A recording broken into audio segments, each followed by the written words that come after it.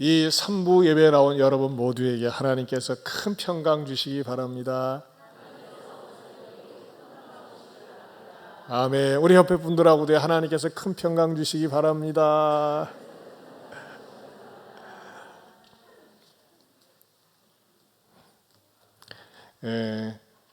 초대교회에서 예수님이 부활하신 사건 때문에 그것을 목격하고 또 체험한 그 사도들과 그 증인들은 견딜 수 없어서 예수님을 열심히 전했습니다. 그런데 이것 때문에 세민하고 시기가 난 유대인들이 있었습니다. 아니, 우리가 죽였는데 어떻게 살아났단 말인가? 그리고 살아났을 뿐만 아니라 그 살아나신 예수님을 전하는 것이 몹시 거슬렸습니다. 그런데 이런 부분에 정치적으로 아주 이해관계가 아주 센 헤롯 대왕이 가만히 있어봐. 그 유대인들이 미워하는 인간들이 저 그리스도인들이지, 저것들을 혼을 내주면은 좋아하겠지 하면서 이 정치적으로 유대인들의 환심을 사기 위해서 예수 믿는 사람들을 핍박하기 시작했는데 그 선봉장이 헤롯 대왕이었습니다. 그러면서 예수님의 12제자 가운데 쓰임받은 야고보를 그냥 정말 어떤 재판 과정도 없이 불러다 놓고 참수형을 시켰습니다. 얼마나 교회가 힘들었겠어요? 그런데 그리고 난 다음에 유대인들이 좋아하는 것을 보고서 계속 내가 이 예수 믿는 것들을 잡아서 없애야 되겠다, 그런 마음으로 베드로를 갖다가 지하 감옥에다가 깊이 쳐넣었습니다.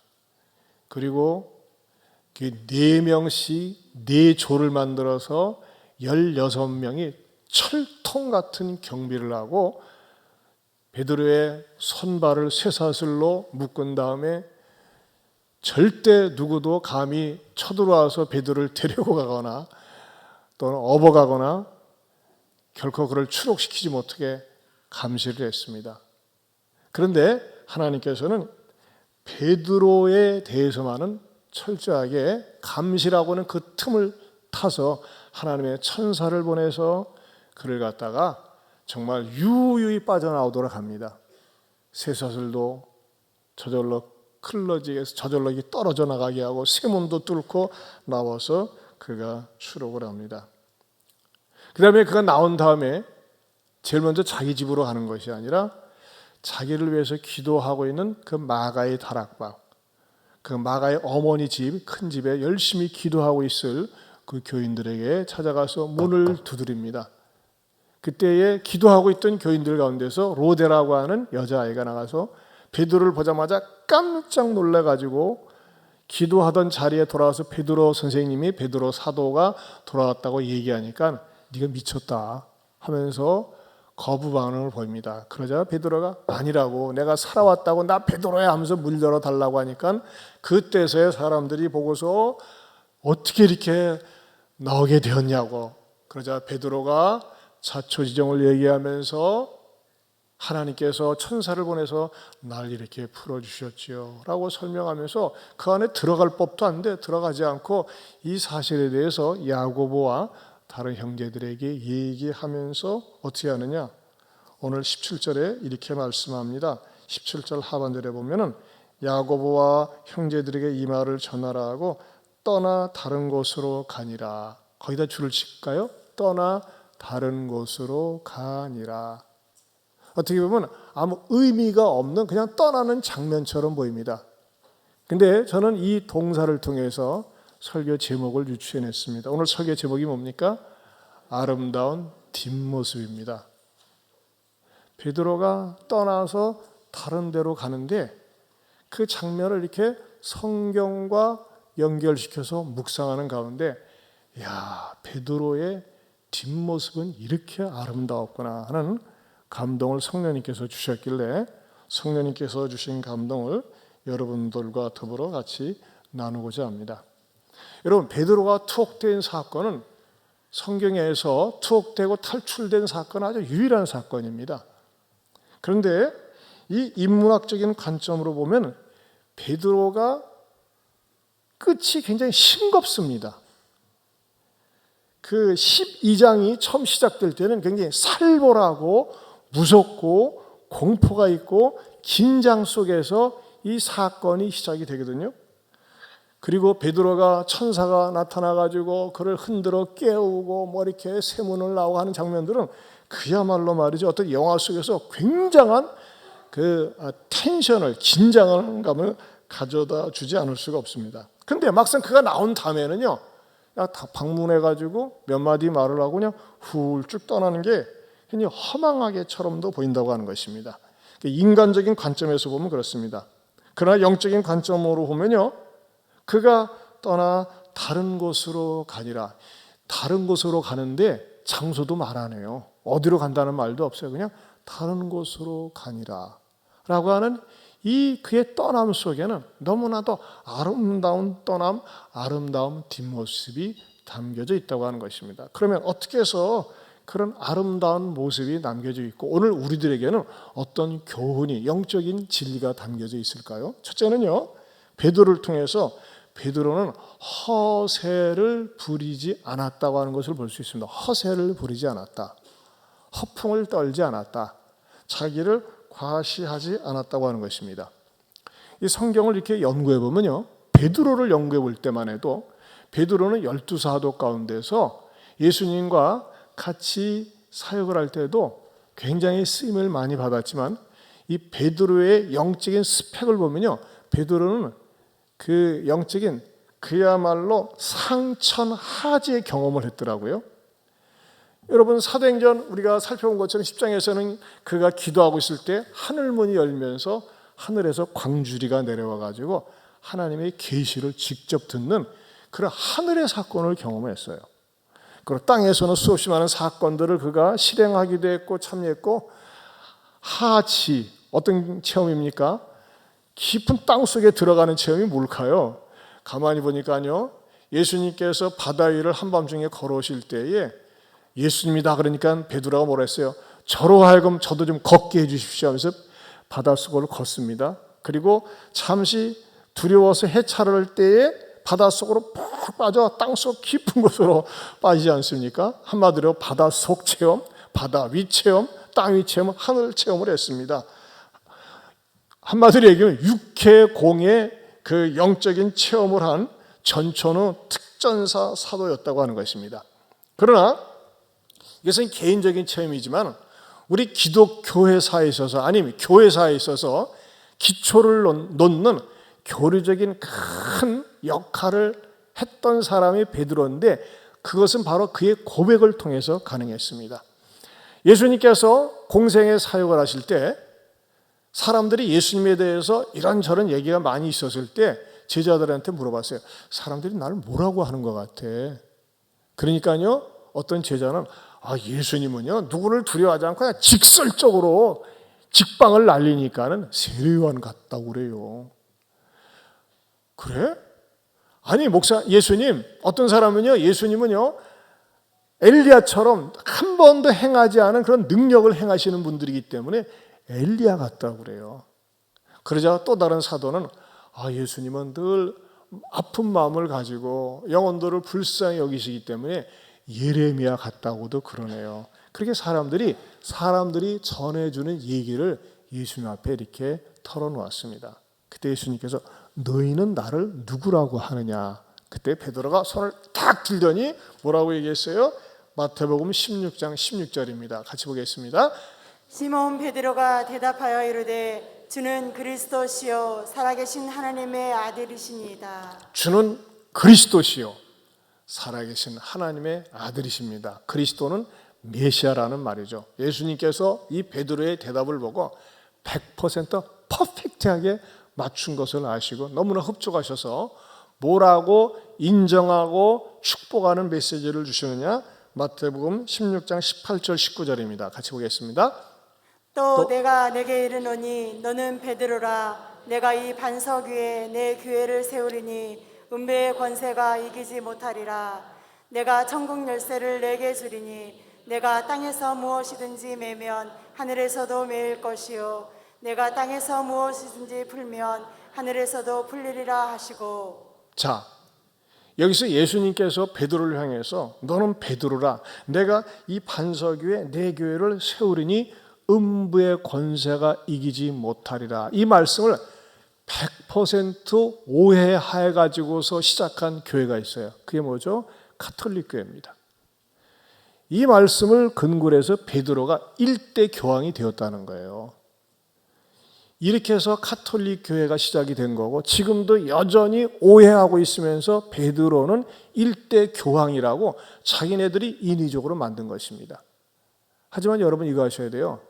베드로의 고백은요, 모든 교회, 아니 모든 건강한 교회의 기초가 됩니다. 무엇을 근거로 해서?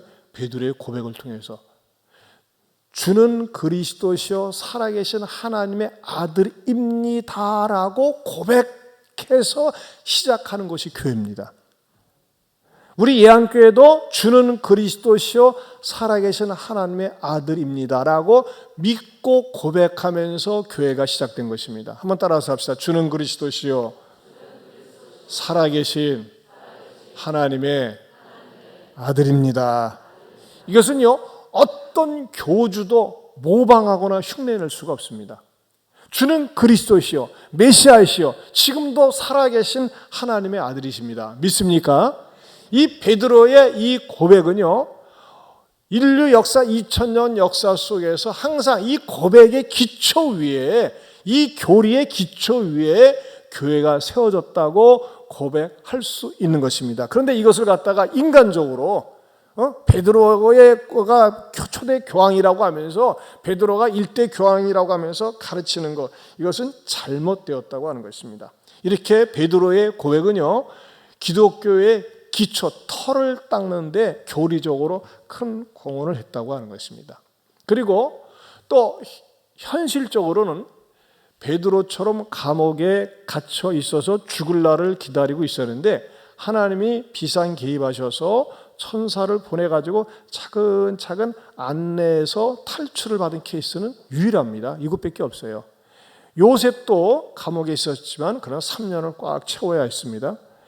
바울과 실라도 뒷부분에서 나옵니다만 감옥에 들어갔지만 탈출까지는 하지는 않았고, 감옥 안에서 지진이 일어나가지고서 그가 전도한 사건이 있었지 이렇게 탈출하지는 않았습니다. 자, 그런데 여러분 생각을 해보세요. 베드로의 이 극적인 탈출 사건은 아주 유일한 사건입니다. 그렇다면요, 베드로가 이 감옥에서 나와가지고 자기는 목숨을 내놓았었어요. 죽을 것도 각오하고 있었는데 하나님께서 살려주니까 어떤 마음이 들어갈 수 있습니까? 선명성. 나는 죽으려고 각오했었다. 감옥에 투옥까지 되었었다. 그런데 하나님이 이렇게 극적으로 나를 살려줬다고 하면서 베드로 자신이 말이죠, 나는 이제 죽음도 두렵지 않고 어떤 것도 두렵지 않고 하면서 말이죠, 베드로 자신이 선명성을 내세우면서 베드로의 돌풍을 일으킬 수 있었다고 하는 것입니다. 한마디로 영적인 잔다르커처럼 난 죽음도 두렵지 않으나 죽을 뻔했다가 하나님이 살려줬어 하면서 말이죠, 더 선명성을 내세우면서 막 더욱더 전투적으로 복음을 전할 수도 있었다고 하는 것이죠. 그런데 베드로는 조용히 사라져요. 베드로는 말이죠, 역사의 전면에서 조용히 사라지고 이 13장부터는 바울이 전면에 나서서 교회의 리더십을 발휘하고 앞으로는 계속 바울에 대한 사건이 등장을 하고 바울 이야기가 나옵니다. 저는 이 모습, 아니 베드로가 자기가 감옥에서 나왔기 때문에 더 적극적으로 주도적으로 죽을 게 뭐가 두려워요. 왕이 죽이려고 했었는데 살아났는데, 그럴 수 있음에도 불구하고 조용히 뒤로 물러서는 이 모습이 또 다른 귀한 우리들에게 교훈을 준다고 하는 것입니다. 왜냐하면요, 지금도 어떤 사람들이 남들이 체험하지 못한 특별한 체험, 특별한 능력, 특별한 권능, 그런 것이 있으면요, 어떻게든지 드러내고 싶고 자랑하고 싶고 선전하고 싶고 자기를 내세우고 인정받기 원한다고 하는 것입니다. 제가 설교를 준비하는데 딱 타이밍에 맞게 이런 편지가 저한테 날라왔어요. 어떤 편지냐? 여러분들이 이게 다 보여드리지 못하고 제목이 주의 존귀한 목사님 귀하, 글씨 잘 안 보일 거예요. 제가 읽어드릴게요. 조금만요. 저는 강남 금식기도원 50번 기도굴에서 10일 금식기도 전쟁에서 승리의 무기로 성령님께 쓰임받고 하산해서 보식 기도 중에 이 글을 성령님께서 목사님께 보내라 지시하셔서 목사님께 올립니다. 그러나 나는 받은 적 없습니다. 이분이 일방적으로 보낸 거예요. 대단한 분이세요. 총신대 신대원 101기 졸업한 기도 모습 마중물 목사입니다.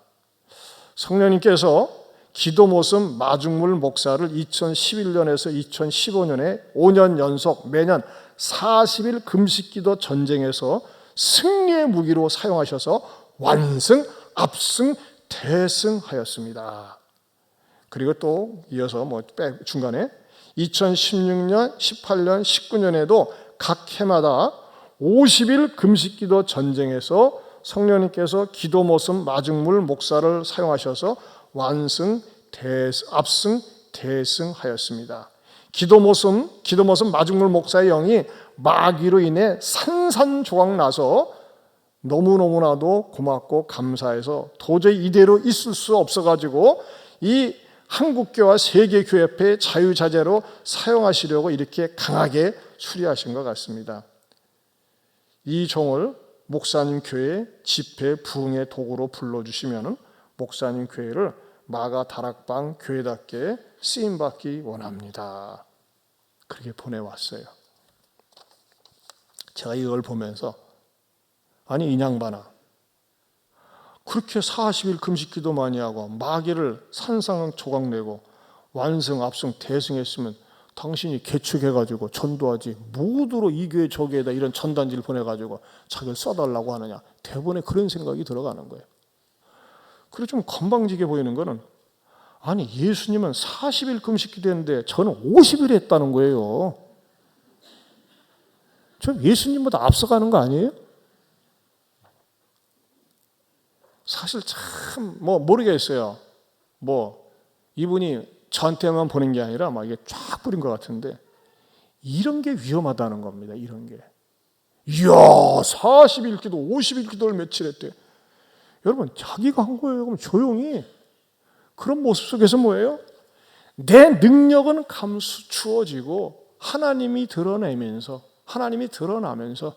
하나님의 영광을 위해서 살아야지. 내가 이런 체험을 했어요. 이런 축복을 받았어요. 이런 권능이 있어요 하면서 이것을 자랑하고 뽐내고 하는 거, 이거 하나님이 기뻐하시지 않습니다.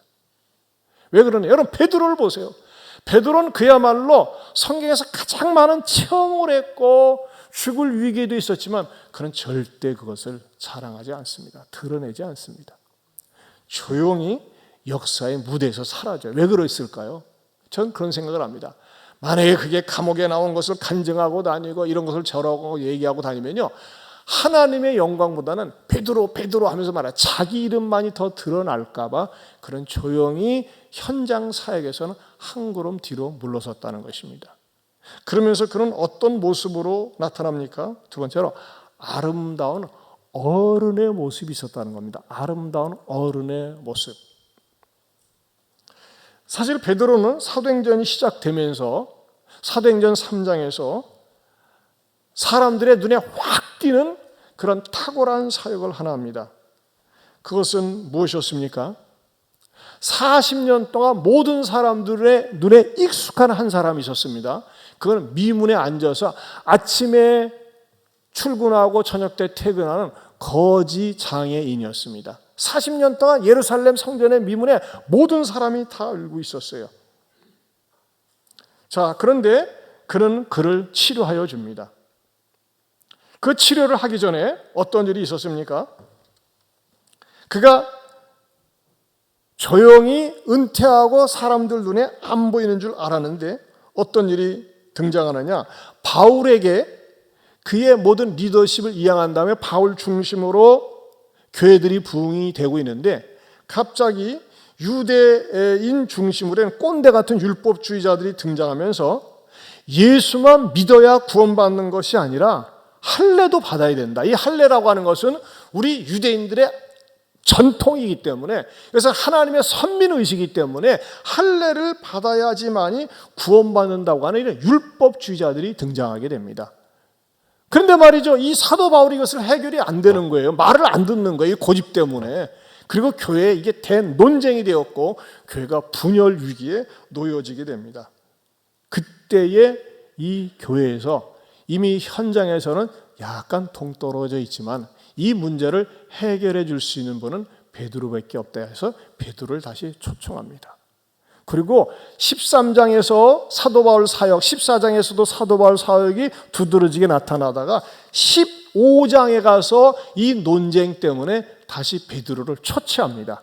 그때 베드로가 등장해서 이 율법주의자들이 말이죠, 할례를 받아야지만이 구원받는다고 막 우겨대는 이 사람들에게 딱 복음으로 정리를 해줍니다. 어떻게 해요? 사도행전 15장 7절에서 9절입니다. 같이 보겠습니다. 시작. 많은 변론이 있은 후에 베드로가 일어나 말하되 형제들아 너희도 알거니와 하나님이 이방인들로 내 입에서 복음의 말씀을 들어 믿게 하시려고 오래전부터 너희 가운데서 나를 택하시고 또 마음을 아시는 하나님이 우리에게와 같이 그들에게도 성령을 주어 증언하시고 믿음으로 그들의 마음을 깨끗이 하사 그들이나 우리나 차별하지 아니하셨느니라. 그런데 지금 너희가 어찌하여 하나님을 시험하여 우리 조상과 우리도 능히 매지 못하던 멍에를 제자들의 목에 두려느냐. 이 율법주의자들에 대해서 아주 책망을 하면서 복음으로 정리해 줍니다. 어찌하여 이 할례를 강조하면서 교회를 어지럽히느냐 하면서 정리를 해줍니다. 그때 이 교회의 어지러움이, 분쟁이, 교리적인 분쟁이 다 정리가 되고 교회가 안정된다고 하는 것입니다. 저는 이 베드로가 현장에서 후퇴했다가 잠시 사라졌다가 교회가 정말 어려울 때는 다시 등장을 해가지고 교회의 어려움을 잘 해결해주고 아름답게 복음으로 정리해주는 이 모습을 보면서 야, 이게 진정 교회의 어른의 모습이구나. 문제가 있을 때는 문제 속에 찾아와서 문제를 풀어주고 해결해주는 모습, 그리고 든든하게 버팀목이 되어주는 모습, 이게 어른의 모습이 아닐까. 이런 사람 가운데 또 한 사람, 저는 구약의 갈렙을 성령님께서 떠오르게 해주셨습니다. 갈렙, 저는 갈렙을 굉장히 좋아합니다. 여호수아도 좋아하지만 갈렙이 저는 더 좋습니다. 왜 그러느냐? 갈렙은 정말 멋있는 사람이에요. 이스라엘 백성들이 광야에서 나와서 가나안 땅을 정탐할 때 지도자 그룹 12명을 선택했습니다. 그리고 가나안 땅을 정탐하게 하죠. 근데 12명이 가나안 땅을 정탐하고 온 다음에 10명은 뭐라고 보고합니까? 부정적으로 보고를 합니다. 가나안 땅이 좋긴 한데 위험하고 우리가 감히 범접할 수 없는 그러한 지역입니다. 아이고 우리 못 들어가겠습니다 하면서 부정적으로 얘기를 합니다. 그러나 여호수아와 갈렙은 아니다. 하나님이 우리와 함께 하시면 우리는 정복할 수 있다고 하면서 이렇게 이 회중들을 설득합니다. 어떻게 해요? 민수기 14장 8절에서 10절에 이렇게 설득을 합니다. 시작. 여호와께서 우리를 기뻐하시면 우리를 그 땅으로 인도하여 들이시고 그 땅을 우리에게 주시리라. 이는 과연 젖과 꿀이 흐르는 땅이니라. 다만 여호와를 거역하지는 말라. 또 그 땅 백성을 두려워하지 말라. 그들은 우리의 먹이라. 그들의 보호자는 그들에게서 떠났고 여호와는 우리와 함께 하시느니라. 그들을 두려워하지 말라 하나 온 회중이 그들을 돌로 치려 하는데 그때 여호와의 영광이 회막에서 이스라엘 모든 자손에게 나타나시니라. 여러분, 여호수아와 갈렙은요 돌로 침을 맞고 죽을 위기에 놓여 있었어요. 뭐 한다고? 바른 말을 한다고. 근데 왜 이 사람들은 돌로 친 거죠? 10명의 정탐꾼들의 이야기는 사기라는 거냐, 거짓 보고라는 거냐 하면서 화나서 그랬겠죠. 하지만 이 두 사람은 믿음으로 고백을 한 거예요. 근데 우리가 일반적으로 알고 있기는 그들은 우리의 먹이다, 그들은 우리의 밥이다 라고 이렇게 담대하게 선언한 사람은 여호수아처럼 생각을 하고 있어요. 그런데 똑같은 14장의 24절에는 여호수아가 아니라 갈렙이 이 말을 한 것으로 나와 있습니다. 14장 24절을 보겠습니다. 같이 보겠습니다. 그러나 내 종 갈렙은 그 마음이 그들과 달라서 나를 온전히 따랐은즉 그가 갔던 땅으로 내가 그를 인도하여 드리리니 그의 자손이 그 땅을 차지하리라. 여러분, 지도자는 여호수아였지만 이 말은요, 이 선언은 갈렙이 했었어요. 그러면 여호수아는 뭐 했었느냐? 그 옆에 서서 갈렙이 담대하게 얘기할 때 갈렙의 편에 있었고 갈렙과 같이 있으면서 이 선언을 한 것이죠. 그런데 갈렙을 어떻게 합니까? 갈렙은요 내가 비록 하나님의 마음에 맞는 말을 하고 하나님의 감동하셨지만은 지도자는 여호수아다라고 하면서 자기의 자리를 여호수아에게 넘겨줍니다. 그리고 여호수아는 그 리더십을 가지고 정말 리더가 되면서 이스라엘 백성들을 이스라엘로 하여금 광야 정복 전쟁을 주도적으로 이끌게 합니다. 그런데 여러분 보세요. 여호수아와 갈렙은 가나안 정탐을 하는 데 있어서 동지였습니다. 동역자였습니다.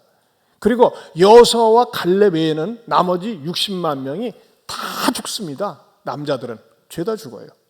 그 세대는 죽고 새로운 세대들이 말이죠, 가나안 땅을 정복하는데, 여러분 가나안 땅을 정복하는 가운데서도 사람들이 많다 보니까는 말도 많고 문제도 많고 그럴 거 아니에요. 그럼 사람들이 갈렙한테 와서 이 당신하고 저 여호수아하고 같이 시작했잖아요. 같은 동지 아니에요? 창립 멤버 아니에요? 좀 할 말 좀 해주세요 하면서 말이죠, 야당 역할을 하라고 얼마든지 충동질을 할 수 있었다고 하는 것입니다.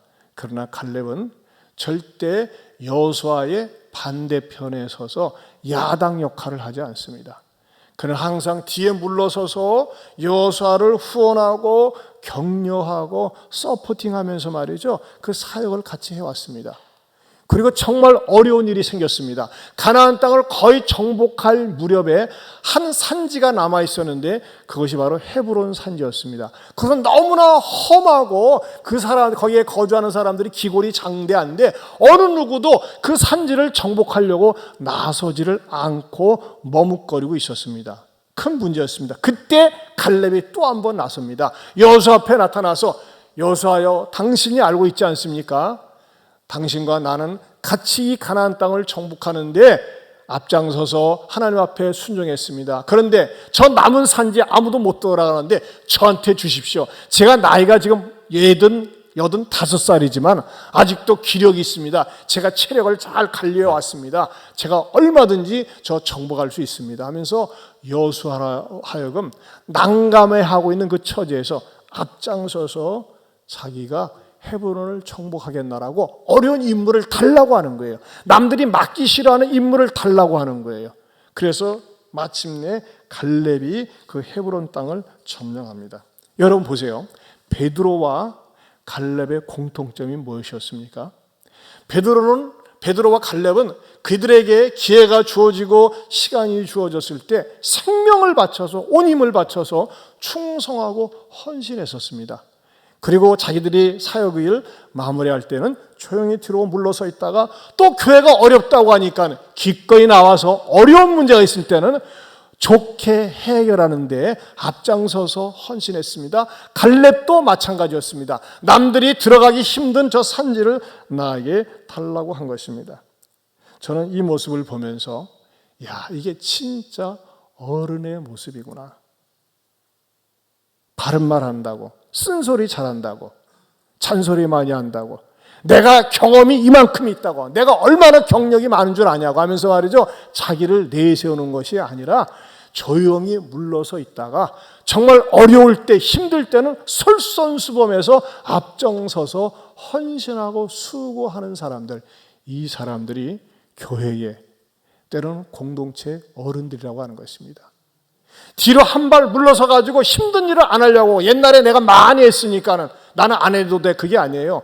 힘들고 어려운 일이 있을 때는 기꺼이 앞장서서 일을 하는 것입니다. 그러나 말을 앞세우지 않고 말을 내세우지 않습니다. 이게 교회의 어른들의 모습입니다. 이 어른들은 저는 부히 나이가 많으신 분들도 어른이지만 어른다운 삶을 사는 분들이 바로 어른이라고 생각을 합니다. 어떤 사람이 어른입니까? 그 사람이 가면요, 문제가 풀리고 해결되는 거예요. 복잡하고 어려운데 그 사람이 들어오면요, 문제가 쉽게 풀리고 그 사람이 말을 하면 많은 사람들이 귀를 기울여 듣습니다. 그리고 그 사람의 행동하는 것에 대해서 존중할 줄 아는 것, 이것이 바로 교회의, 사회의 어른이 아니겠습니까? 참 저는 우리 교회 안에 이런 어른들의 모습을 정말 많이 봅니다. 우리 교사들이 말이죠, 누가 시키지도 않았는데 저렇게 현장에 나가서 아이들과 더불어 전도를 하고 학원에 가서, 학교 앞에 가서 복음을 전하는 거, 이게 아름다운 어른의 모습 아닙니까? 제가 얼마 전에 우연히 보게 되었습니다. 우리 교회가 이제 입당한 지 7년이 되는데 말이죠. 1층에 보면은 그 데크를 깔아놨는데 페인트 칠이 다 벗겨졌더라고요. 근데 어느 날 보니까요, 어느 집사님이 땡볕 아래서 쭈구리가 앉아가지고 일일이 페인트 칠을 하는 거예요. 그래서 제가 너무나 감동이 돼서 사진을 찍어놓고 집사님 고마워했더니, 목사님은 저만 하는 게 아니에요. 우리 교회 어느 여집사님, 권사님들도 이렇게 맡아서 이렇게 칠을 하고 그랬어요. 그거요, 사실 돈 주고 영역 줘가지고서 하라고 하면 해요. 근데 그러지 않고 교회를 사랑하는 마음으로 그렇게 냄새나는 페인트 칠하는 모습을 보고 가슴이 뭉클하더라고요. 누가 시키지 않았는데도 불구하고 와서 화장실 청소를 하고 로비 청소를 하고 나무를 관리하고 주차장에서 휴지를 줍고 비전센터 청소를 하고, 정말 말이죠, 알게 모르게 헌신하는 분들이 정말 많이 계세요. 자기가 가진 것을 베풀고 나누고 줄면서도 절대 생색내거나 자기를 내세우지 않는 분들, 이런 분들이야말로 정말 아름다운 어른들의 모습이 아닐까요? 사랑하는 성도 여러분, 저는요, 저나 여러분이나 실력이 있으면서도, 능력이 있으면서도, 또 남들이 부러워하는 것을 가지고 있으면서도 그것을 폼내고 자랑하고 다른 사람들로 하여금 부러워하게 만드는 대상이 아니라, 내가 가지고 있는 물질이나 건강이나 은사를 가지고 계속 섬기면서 사람들의 마음속에 존경하고 싶은, 배우고 싶은 그런 어른의 모습으로 자리 잡을 수 있기를 주님의 이름으로 축원합니다. 그렇다면요, 이 베드로는 어떻게 이렇게 아름다운 어른의 모습으로 발자취를 남기며 살았을까요? 그것은 그가 전적으로 예수님께 붙잡혀 살았기 때문입니다. 예수님께 붙잡혀 살았습니다. 예수님과 더불어 공생애를 같이 할 때는 베드로가 실수도 많이 했어요. 넘어지기도 많이 했습니다. 그러나 그가 예수님 부활 승천하신 이후로는 단 한 번도 실수하거나 실족하지 않았습니다. 왜 그랬을까요? 그것은 그가 예수님께 붙잡힌 바 된 삶을 살았기 때문입니다. 한때는 말이죠, 모든 사람들이 베드로가 이 일을 했어요. 어떻게 보면 예수님보다도 더 큰 인기 속에 놓일 자리에 있었던 적이 있습니다. 그것은 40년 동안 안진뱅이 생활을 했던 거지, 그 사람을 고치는 사건 때문에 그랬습니다. 어디에 나옵니까? 사도행전 3장 10절에서 11절입니다. 같이 보겠습니다. 시작. 그가 본래 성전 미문에 앉아 구걸하던 사람인 줄 알고 그에게 일어난 일로 인하여 심히 놀랍게 여기며 놀라니라. 나은 사람이 베드로와 요한을 붙잡으니 모든 백성이 크게 놀라며 달려나아가 솔로몬의 행각이라 불리우는 행각에 모이거늘. 여기 보세요. 나은 사람이 베드로와 요한을 붙잡으니 그랬어요. 왜 붙잡았을까요?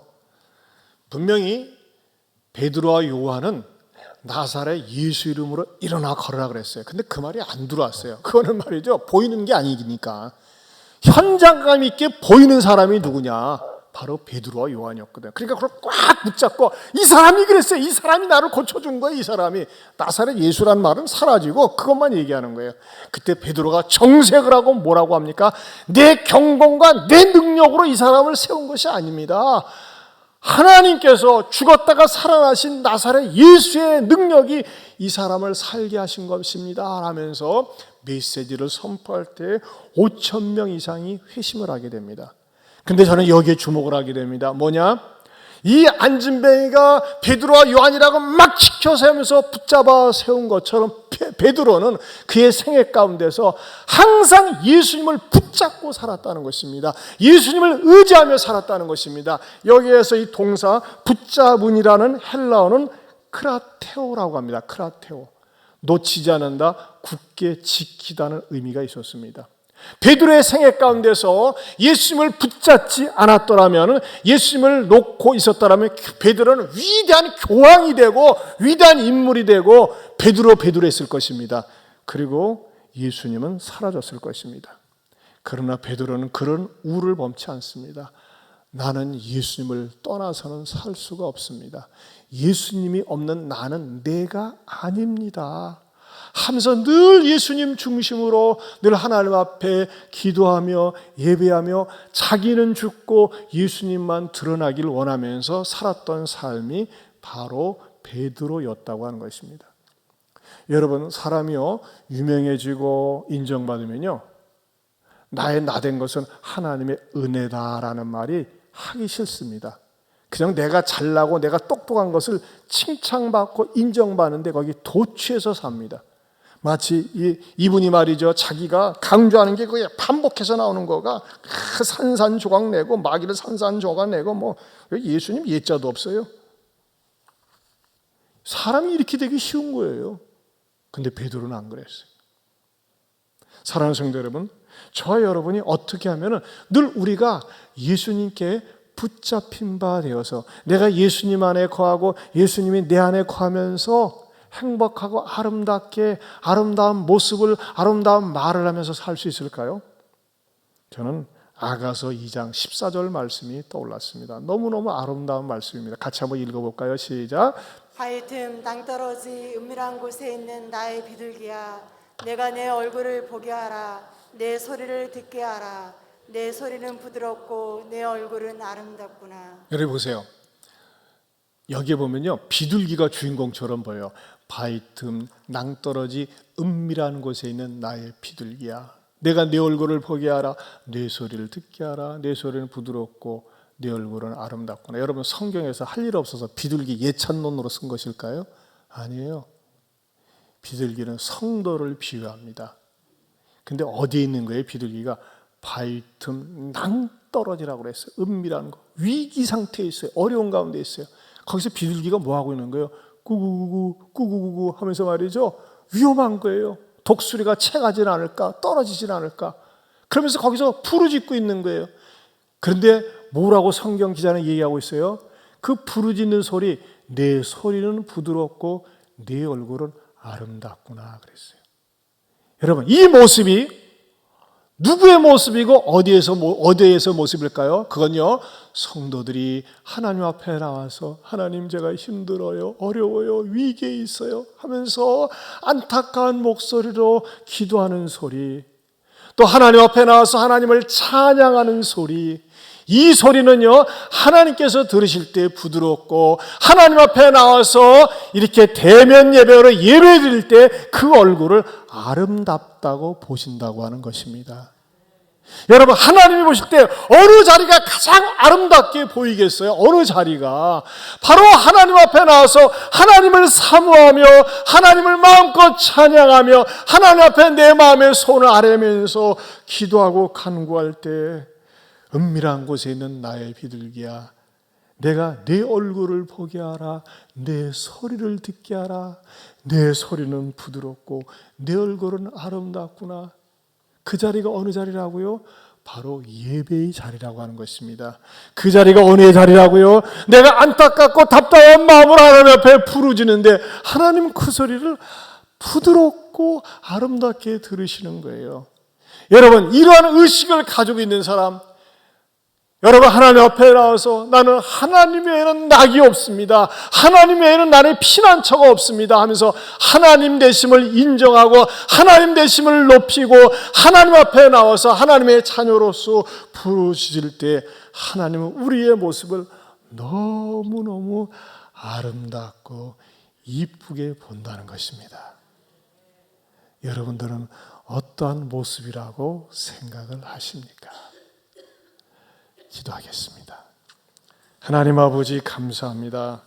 베드로는 우리들에게 잔잔한 감동을 줍니다.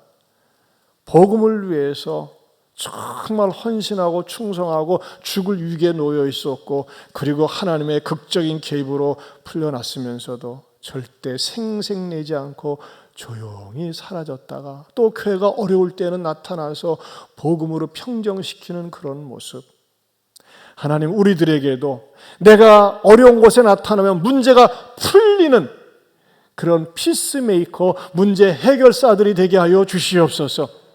내가 등장하면 사람들이 좋아하고 바라보고 내가 떠난 자리는 아름답게 바라볼 수 있는 아름다운 그리스도인들 되게 하여 주시옵소서. 예수님 이름으로 기도하옵나이다. 아멘. 우리 찬양 같이 한번 불렀으면 좋겠어요.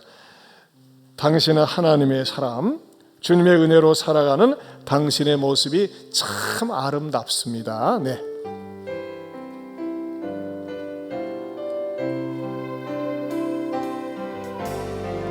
주님의 은혜로 살아가니 당신의 모습이 참 아름다워요. 주님의 사랑을 나누어 주는 당신의 모습이 너무 아름다워요. 말씀에 순종하며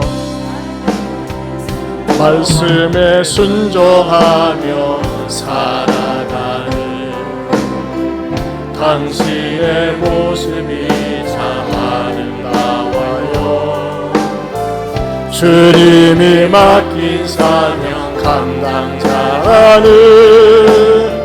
당신의 모습이 너무 아름다워요.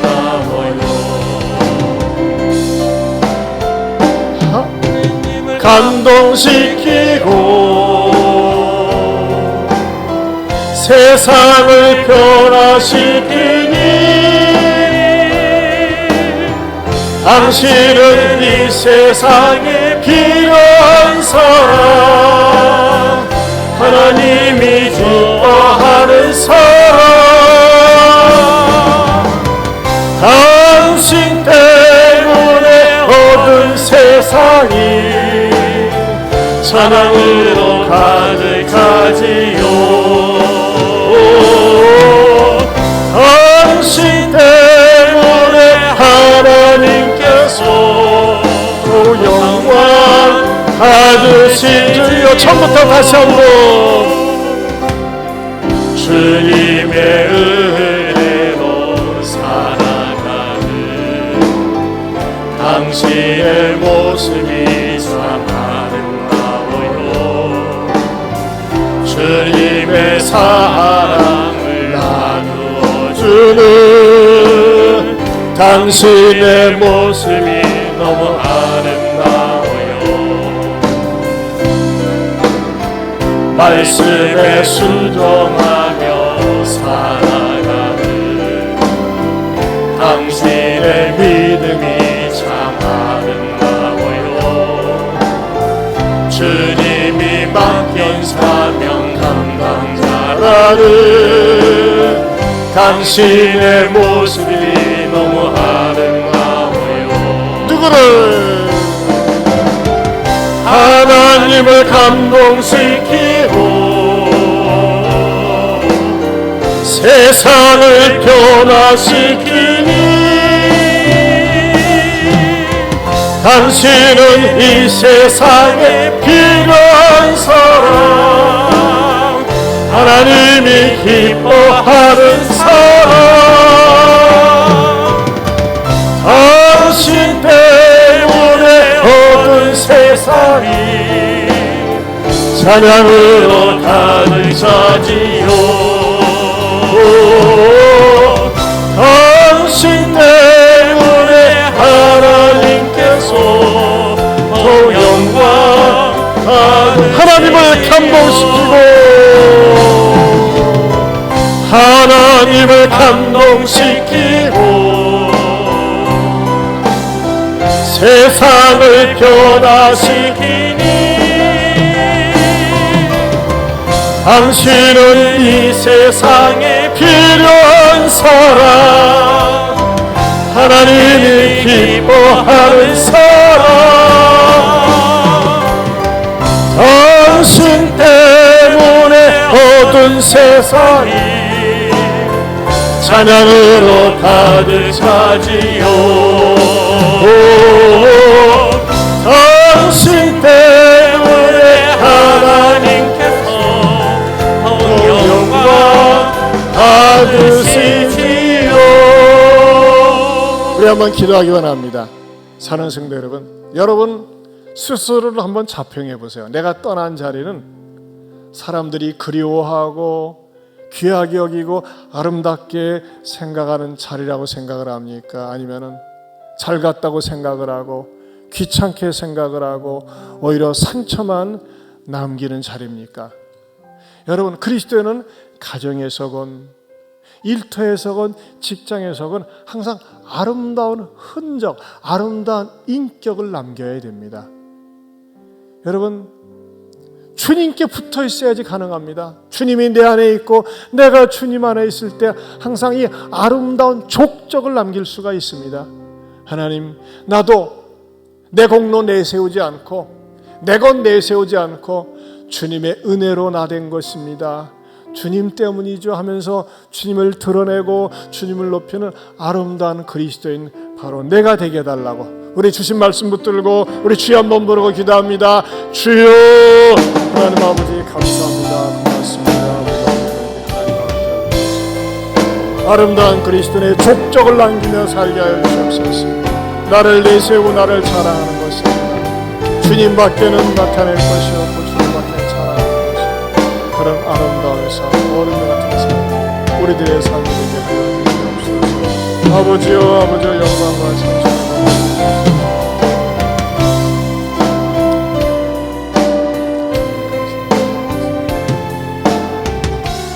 하나님 아버지 감사합니다. 베드로를 연구하고 연구하면 할수록 또 살피면 살필수록 너무나 사랑스럽고 존경하고 따라가고 싶은 인물이네요. 또 갈렙도 그러하네요. 그들에게는 충분한 능력이 있었고 화려하고 다양한 스펙이 있었지만 결코 자기들을 드러내지 않고 주님을 드러내고 주님 되심을 높이고 또 어렵고 힘들다고 하면 물러서는 것이 아니라 앞장서서 문제를 해결해주고 조화를 이루고 질서를 가져오는 너무나 소중한 사람들이었습니다. 우리 모두도 이왕의 신앙생활하는 거 베드로처럼 갈렙처럼 핑계를 대는 것이 아니라 나를 필요로 할 때는 기꺼이 드릴 수 있으면서도 주님을 자랑하고 주님을 높이는 이런 성숙한 아름다운 그리스도인들이 바로 내가 되게 하여 주시옵소서. 이제는 우리 주 예수 그리스도의 은혜와 하나님 아버지의 변함이 없는 사랑과 성령님의 감화감동 교통하심의 은혜가 아름다운 믿음의 발자취 족적을 남기면서 사는 내가 되겠노라고 다시 한번 다짐하는 모든 그리스도인들 위해 영원토록 함께 있을지어다. 아멘.